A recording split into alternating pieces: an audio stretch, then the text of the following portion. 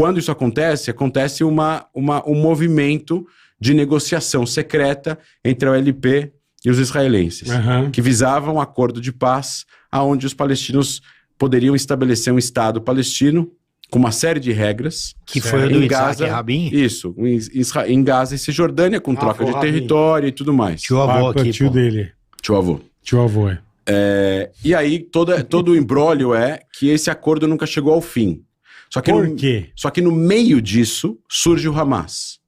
E o Hamas surge para evitar que esse acordo se consumasse. Entendi. Porque se o acordo consumasse, não importa o tamanho do Estado palestino, se é mais 10 quilômetros, menos 10 quilômetros.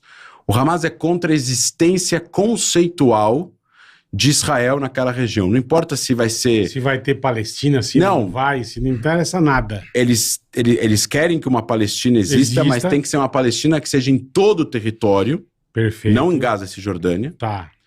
E que obviamente vai ser uma Palestina na cabeça do pessoal do Hamas, tá? Que seja gerida por leis islâmicas, não é uma democracia. E as pessoas que vieram de fora têm que ir embora de lá.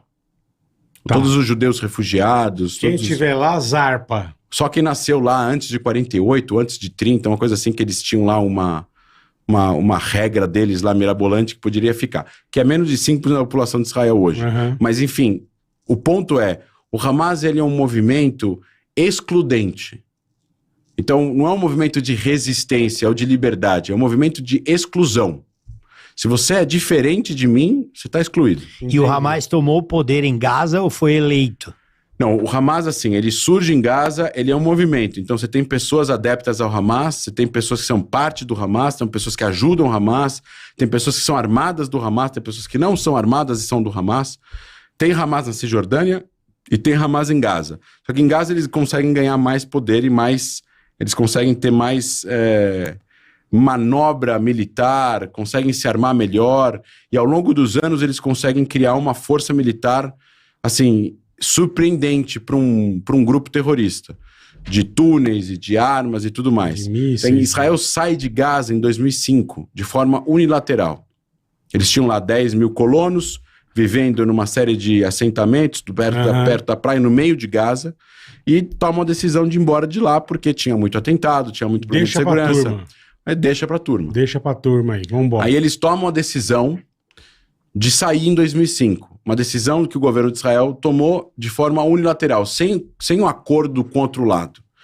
E a autoridade palestina virou para Israel em portas fechadas e falaram: vocês vão quebrar as nossas pernas se vocês fizerem isso. Porque a gente não tem como controlar o que vai acontecer depois. Entendi. E aí quando Israel saiu... Em um ano e meio começou a ter problemas, aí teve eleições, o Hamas ganha as eleições legislativas, não totalmente as eleições, mas ganha as eleições legislativas, se faz um acordo para ter um governo de união entre a autoridade palestina e o Hamas, mas assim, já está fadado ao fracasso esse processo, porque como é que você vai deixar dentro de eleições que foram legítimas, que tinha lá um monte de fiscais internacionais, mas como é que você vai deixar um grupo participar assim? A autoridade palestina é o nome do governo palestino. Dentro da autoridade palestina tem eleições. As eleições são feitas pela Organização da Libertação da Palestina, que seria o pool de partidos. Tem, sei lá, 7, 8 partidos. O Hamas é outro partido. Sim. Mas cada partido agora tem armas? Me parece meio esquisito isso. As armas são do Estado. As armas não podem ser de um partido. Sim. Então assim, o partido vai participar das eleições e o partido também tem armas. Na base da ignorância, né? Mas como o partido vai ter armas também? Mas se o partido, acontecer alguma coisa que o partido não gosta, o partido vai usar as armas contra o outro partido? Não me parece que... E é muito interessante isso, né? Tem um artigo no jornal da época, em 2007, do Ali Kamel, que foi diretor-geral de jornalismo da Globo. E ele escreveu, ele falou o seguinte, ele falou: o pleito democrático, ele não é apenas a concorrência para uma certa eleição. A democracia ela é composta também daqueles que têm que acreditar no processo e respeitar o processo depois das eleições. Como é que só o fato de terem deixado o Hamas participar já está errado? Porque o Hamas não é a favor da democracia e tem uma série de... Como é que um grupo tem lança-foguete? ou um partido político agora tem lança-foguete, granada e metralhadora e por aí vai.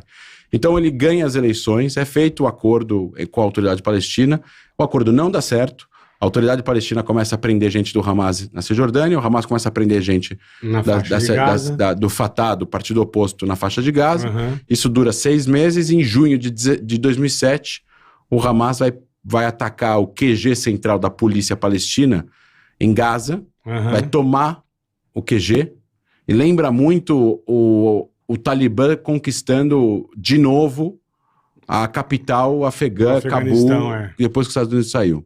Porque eles entram lá, tiram foto em cima da mesa, todos encapuzados, com as armas para cima. Todas as regras dele, né? Aí o Hamas passa a ser o controle absoluto da faixa de Gaza. Tomam o poder. E matam os 200 palestinos do grupo oposto.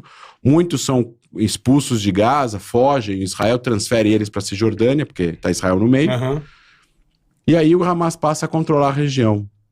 E a partir deste momento, o Hamas vai chamar muita atenção, ele tem muito protagonismo. Porque, primeiro, o conflito palestino-israelense é um tema central.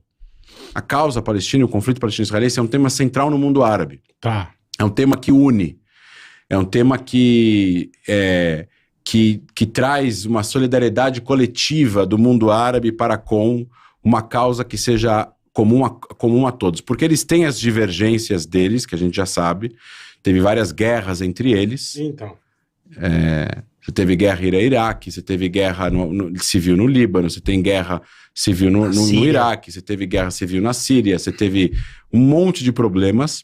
Mas o conflito palestino-israelense, ele tem um lugar de importância social e religiosa dentro do ethos do mundo árabe de 350 a 400 milhões de pessoas.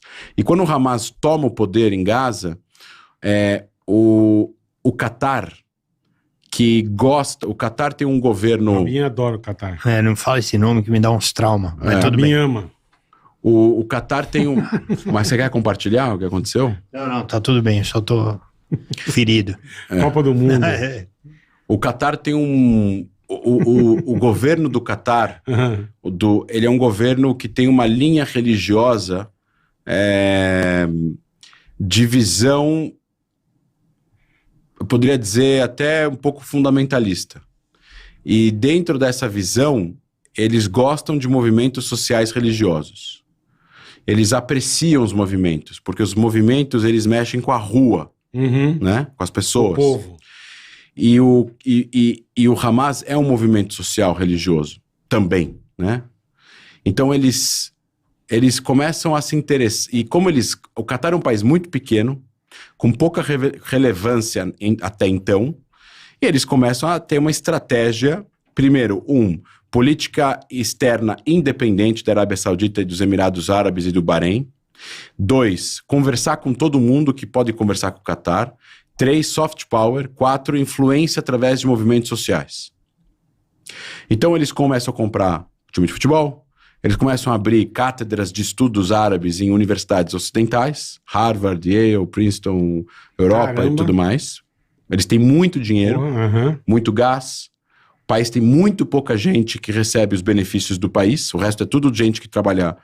em condições terríveis, né? Não, eu tô falando, tudo é trabalhadores estrangeiros, mas que não são cidadãos.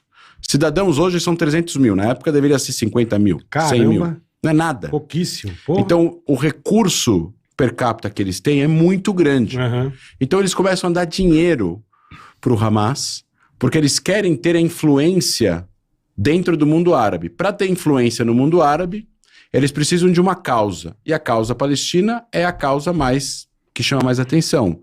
E o Hamas tem protagonismo no conflito palestino-israelense. Logo, se eu tiver influência sobre o Hamas, eu tenho influência sobre a causa palestina, eu tenho influência sobre o mundo árabe. Perfeito. Isso vai em conjunto, em paralelo, com a Al Jazeera, que abre em 97, que é o canal estatal do Qatar. Que tem o canal em inglês e árabe. Em árabe extremamente religioso, homofóbico, com visões super anacrônicas do mundo e tudo mais. Em inglês, um oba-oba progressista e tal, que conquista as esquerdas e os progressistas no mundo, claro, trazendo pautas super importantes para essas pessoas e, obviamente, colocando pautas que são importantes para eles.